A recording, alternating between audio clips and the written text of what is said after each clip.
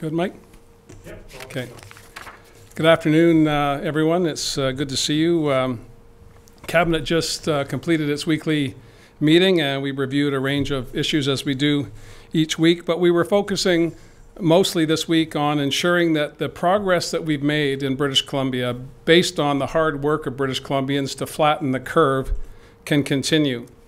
Dr. Henry made a presentation with public health officials and Minister Dix about the state of play with respect to our acute care system, with respect to the number of hospitalizations, and where we're going when it comes to taking on the challenge of COVID-19. We also took a look at a whole range of other issues, which we have been doing since the beginning. We've adopted a cross-government approach to addressing COVID-19, leading every day with a focus on people having a good understanding of the health situation. Dr. Henry and Minister Dix have done an exemplary job of that, and they'll continue to do so. But cross-government, we have a bigger responsibility to provide confidence to British Columbians that the economy will be coming back to something resembling normal in the very near term. Many other provinces have announced plans, and we will be certainly doing that as well next week, and I'll do some foreshadowing of that today. But the first order of business in Cabinet today was re-establishing the state of emergency for another 2 weeks. I know that everyone's looking forward to resuming normal activities, spending more time with loved ones who have been separated over the past number of weeks, and we want to see that as well.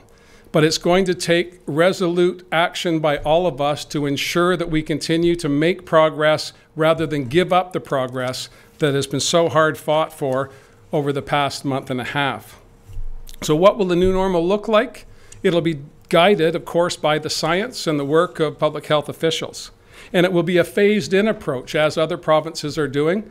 But it'll be different in British Columbia because, unlike other provinces, we resisted the call for a full lockdown of our economy and instead adopted a different approach.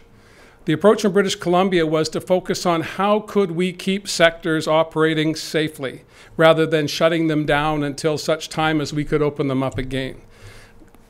Good example just this week was the tree planting season is upon us. We're going to have silviculture activity across British Columbia, critically important to our forest sector, critically important to our forests that we start replanting in this critical time in the year.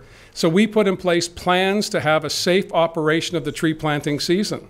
In agriculture, we put in place safe operating procedures for those temporary foreign workers that are coming to help get our farming sector going, and also other practices to make sure that our food supply is safe. We've had a number of incidents where food processing plants have been hit by COVID-19. Now, I appreciate that the vast majority, in fact, all of those plants are federally regulated. The federal inspection agencies that take care of the safety of our food supply when it comes to meat has been the center point of that activity.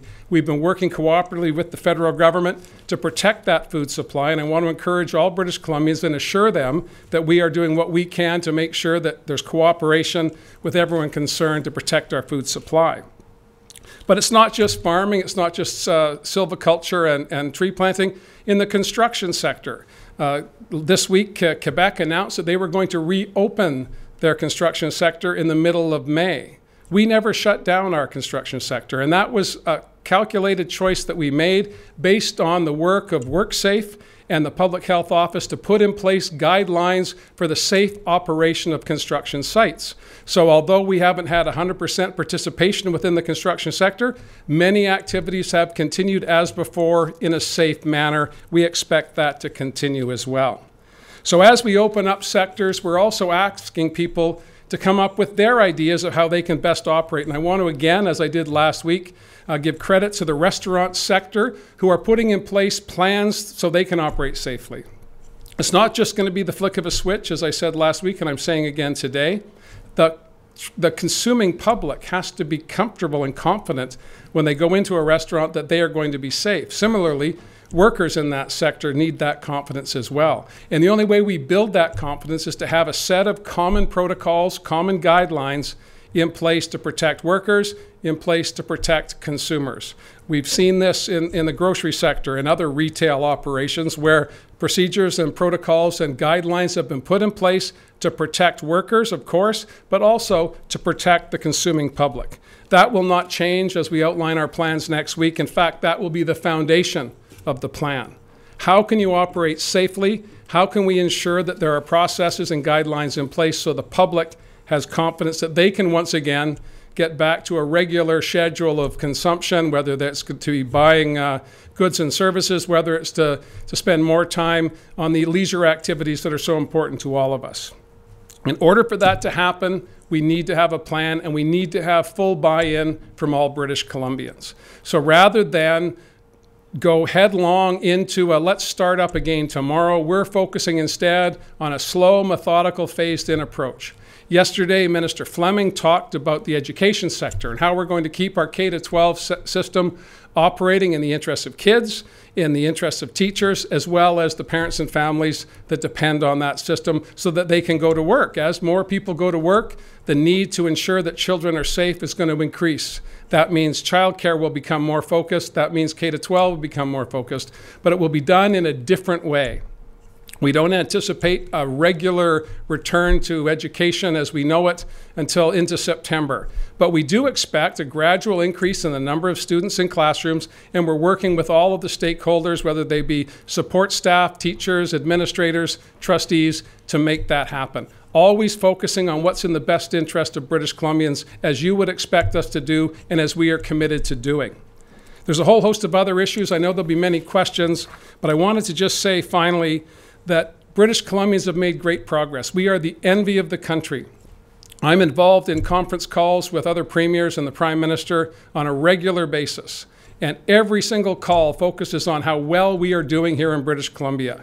And they say, well done, John. And I say, no, it's not about me. It's about the people of BC who put the interests of all of us ahead of their personal interests. By staying home, by not coming to work when you're sick. No more of this heroic, I've got a bit of a sniffle, but I'll make it through. That cannot be the way we proceed in the future.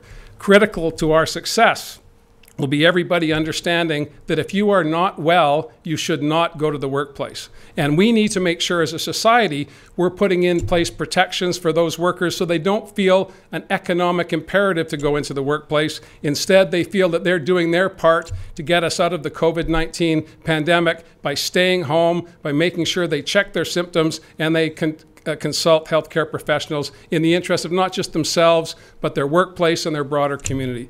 Those are the tasks ahead of us. They're daunting, but we've made great progress to this point in time, and I have every confidence that we'll be continuing to have that success as we reopen our economy starting next week. Happy to take any questions you may have. I think Jen's on that. A reminder to report